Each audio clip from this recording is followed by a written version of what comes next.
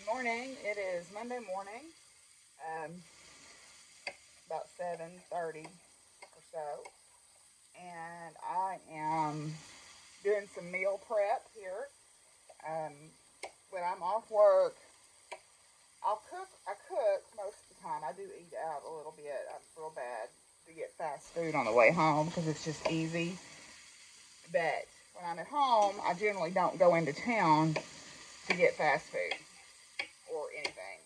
I usually cook. So what I like to do is I like to cook something that's enough that I can eat on leftovers for 2 or 3 days. Um, so I'm making a meatloaf, and I'm going to make scalloped potatoes to go with it, and that's a nice comfort meal for me. We're supposed to have rainy weather the next few days after today, and so I want something kind of comforting. I'm also making breakfast here, as you can hear in the background. I cooked some venison steaks last night, and I had some left over. So I'm having venison steak and biscuits for breakfast this morning. But the meatloaf, I'm making that to last me a few days so that I can focus on getting stuff done around here. So I got the beans soaking, as you saw, and we'll show you how to do those later. I'm going to do my broth also because I need the pot the broth is in. You kind of cook the beans for just a little bit before you put them in the canner, so technically they're a hot process canning and they don't take as long that way. Raw pack vegetables take longer, like if you're canning green beans or corn or whatever, you don't cook those. You might blanch them for just a few minutes, barely 2 or 3 minutes in water, hot water, boiling water, but you don't cook those. So they take a little bit longer. They take, because they can take up to an hour and a half to process, whereas hot pack stuff usually takes 25-30 minutes. So yeah, we're going to work on that this morning and get back to our organizing in there. Okay, so I've got my beans in soaking. I just poured them all together in a big Tupperware bowl, and I covered them in cold water. They will expand eventually, so I'll need to come in here and check the water, and then I'll drain them before I go to bed.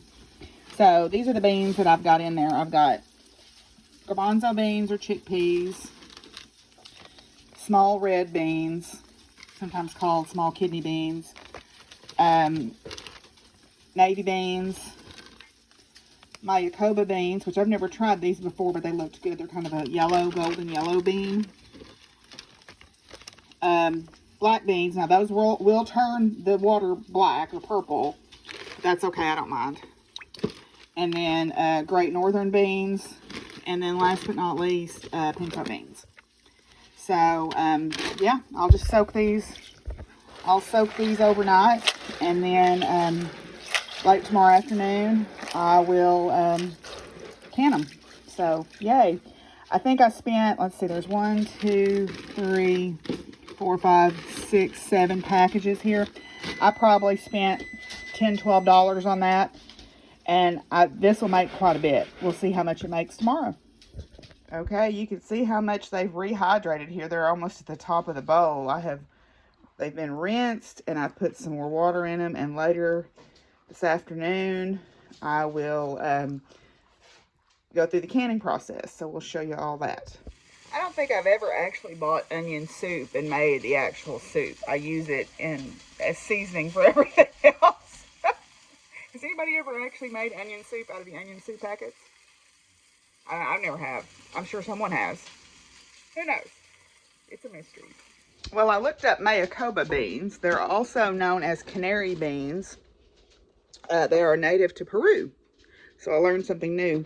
One thing I do when I'm throwing away plastic bags is I cut them open. I just have this concern about should something at the landfill, some scavenger at a landfill, get its head inside of there and get it stuck, or suck it down on its nose or something. So I always cut my bags open. Call me paranoid, but it takes 5 seconds, and it just makes me feel a little bit better. Okay, y'all want a blast from the past?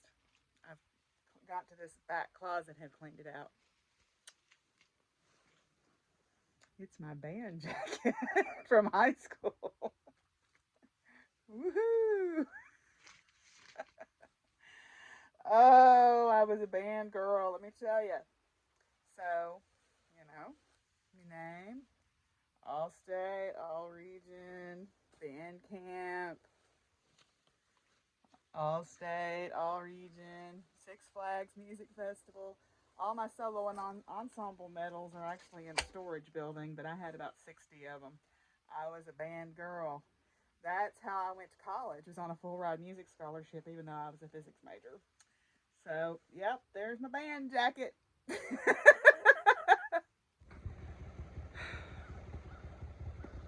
Farming's not always pretty.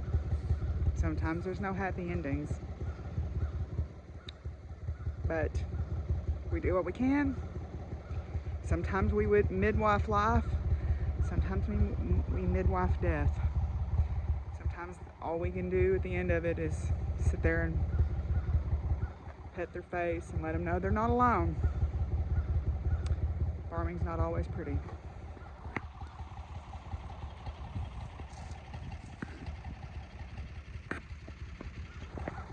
Well, I'm working on the other closet now, and it was the one that had more of a mess in it. It was kind of I'd blocked it off, so it was just kind of the catch-all corner. But I'm making progress. I've got getting the top organized and the bottom, and bought another set of shelves in. So not a full set, but they're broken. That's why I wasn't using them. I got a Christmas card from Patsy today. Patsy, who's also Sparky136. She likes science stuff too. I love that card. Y'all know that's right up my alley. That's kind of a dream of mine, to have a farm with the old red truck with the farm name on it, and stuff. I wrote that in my book that I'm writing, for the retreat center. So I was listening to Vanessa talk about how Christmas is a hard time for people, and it's hard for different reasons, I guess. Part of it is sometimes your family doesn't accept who you are. I know that there's a lot of people who their family is not a safe place for them to be. And, just because someone is contributed to your DNA doesn't mean you owe them anything. I had to learn that the hard way myself. Also, too, it's hard for people who maybe are far from their families, can't get home for, financial reasons, or they have to work, or COVID, or, whatever. They just can't, for whatever reason, they can't get to their families. And I think for me it's hard because, especially right now, because I'm cleaning this room out and I'm starting to see a pattern in my stuff. I've been going through my patterns, a pattern to my patterns. I dug into the corner. When I moved home, I had probably several hundred paper, sewing patterns. Part of them got messed up in the storage building, but a lot of them I salvaged. Most of what I salvaged were crafts, but there are some garments. I've also found some of my mom's dresses that she had cut out, and I think I'm going to make them because they're styles that I would wear, and the fabrics I like, and they're the same size as what I would wear. She was shorter than me, but we wear the same bust size. I think I'm going to make them. But this card is kind of reminiscent of that. I think she told me a lot of stories about when she was growing up, or when she was, an adult, and her family all kind of lived in the same place. And granted, they didn't get along 100% of the time, but, she said they enjoyed getting all together for the holidays, and they would play games, and they would, eat and whatever. Now, I'm sure there were bad parts to it too. Not everything is like the Hallmark movies say it is, but I really had wanted that for myself. You know, I had wanted the idea of being able to have a family, whether it be blood or chosen family, around me at the holidays. And a lot of what I see myself gathering around me in terms of stuff is kind of to that end, you know.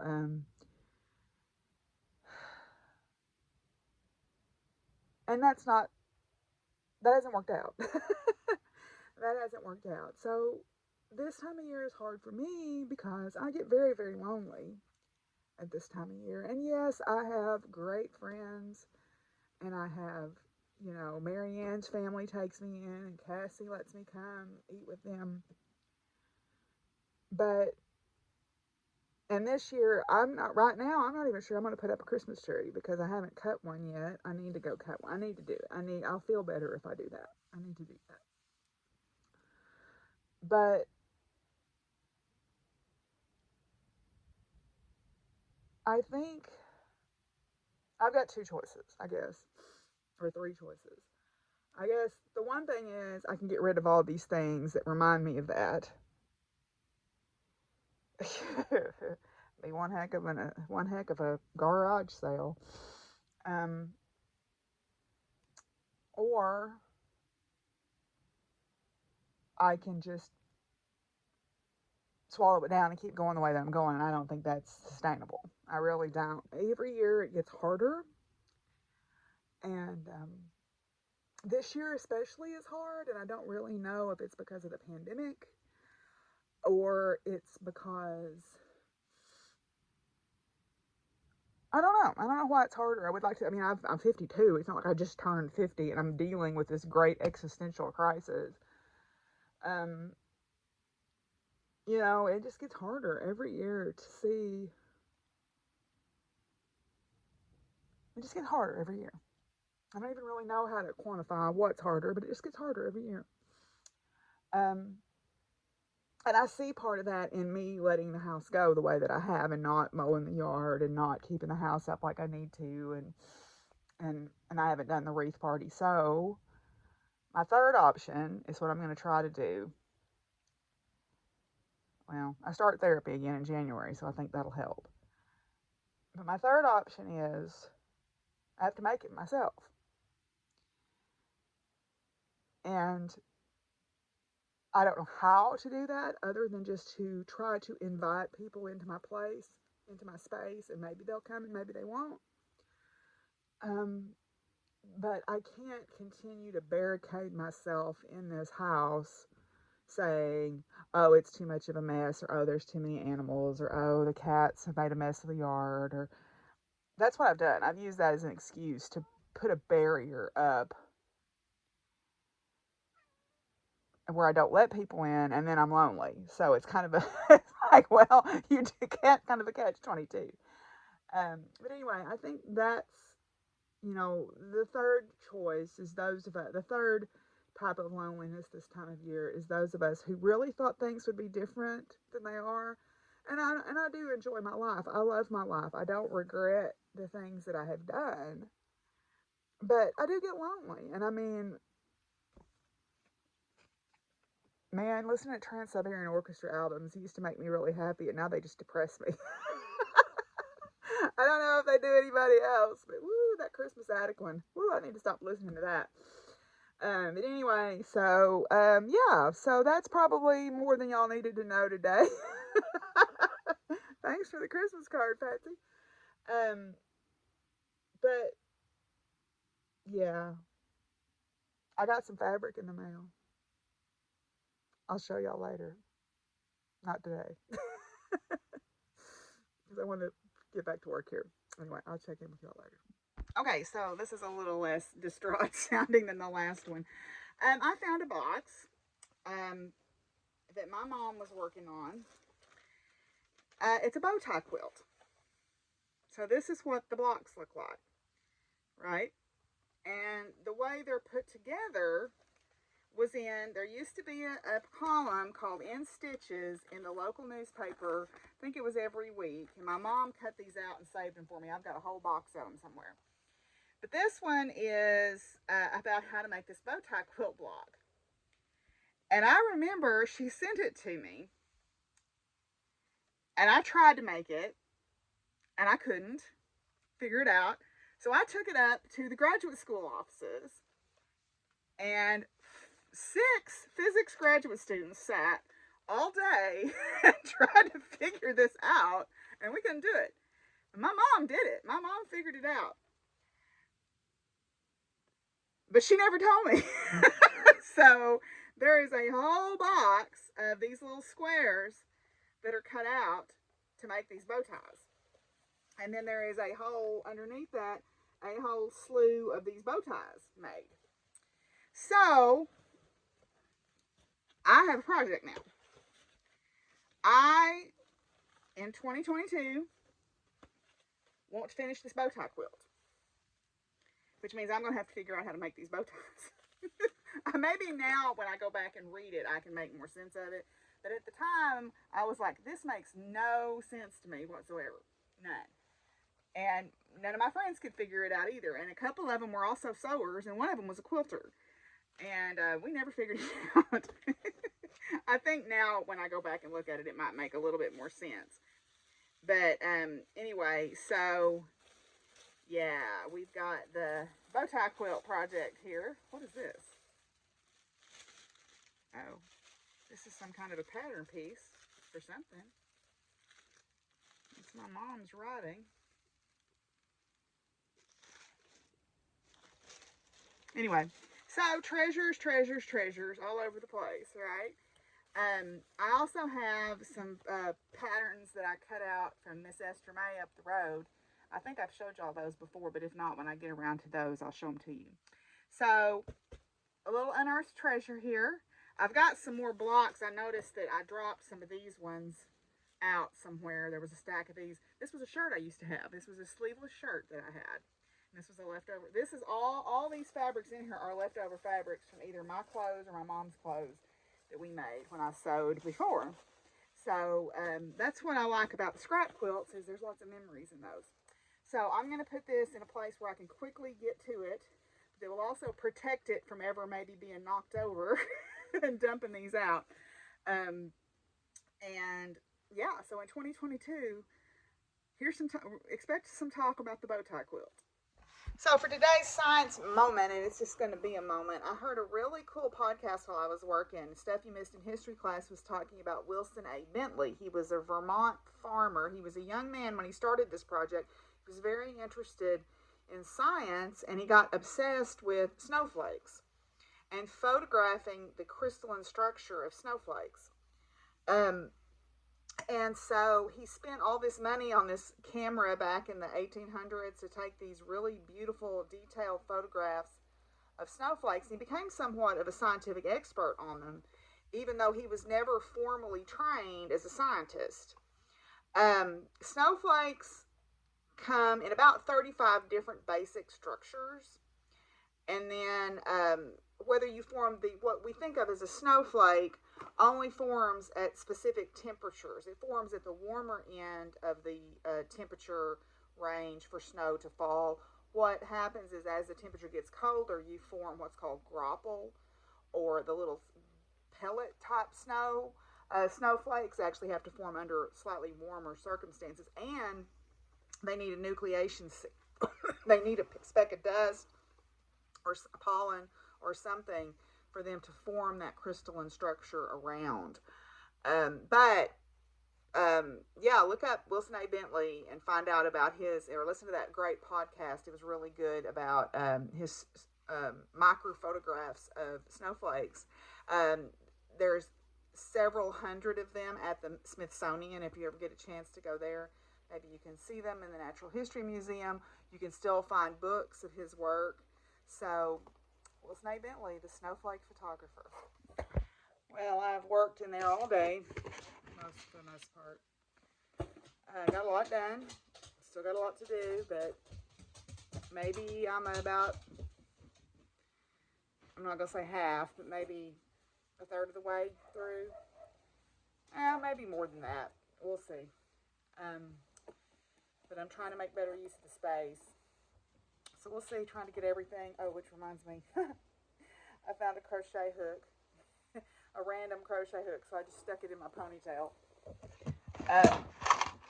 Unfortunately, my tea is buried right now, but I'll try to get back to it where I can get to it tomorrow. I'm not going to do any canning tonight. I'm just put out. I don't have any energy left. I'm going to just eat some supper and maybe knit for a little while and read. Hi, Satchel. They're all very interested. There's a lot of smells back there. But I think I'm going to make better use of the space now and have things better organized, where I'm trying to get like all my quilt batting in one place and all my apparel fabric in one place, and the pile of doom that I used to have that jokingly that I was going to work on for the fair, I'm getting rid of that. I'm going to file all that stuff away, and when I get ready to make something, I'll go pull it from the particular shelf that it's on instead of having that big pile. I would like to have some work surfaces that I can actually use in there, because I would like to set up my serger as well as my sewing machine. But anyway, so I know this has been a little bit of an emotional roller coaster today, and I apologize for that. I'm not somebody who likes for people to see me be emotional. I like to be the tough rock for everybody else because I'm afraid of being rejected. So know that me being a little bit vulnerable is a big deal today. And I apologize if you don't like this content. I can't tell you what to do. I mean, whatever. So, day 13 of Stitchy Box. I think it's another pattern. It feels like a pattern.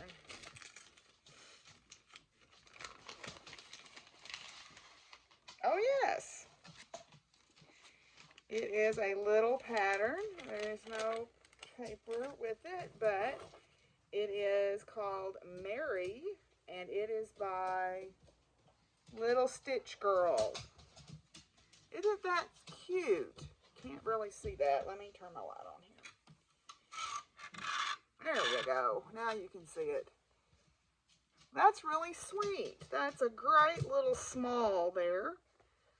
I like the finish on that. Isn't that just really adorable? So, cool. I like that they gave us some... Lord have mercy, look at my hair. Woo! Yay! I look like a wild person. I guess I'm living up to my shirt there.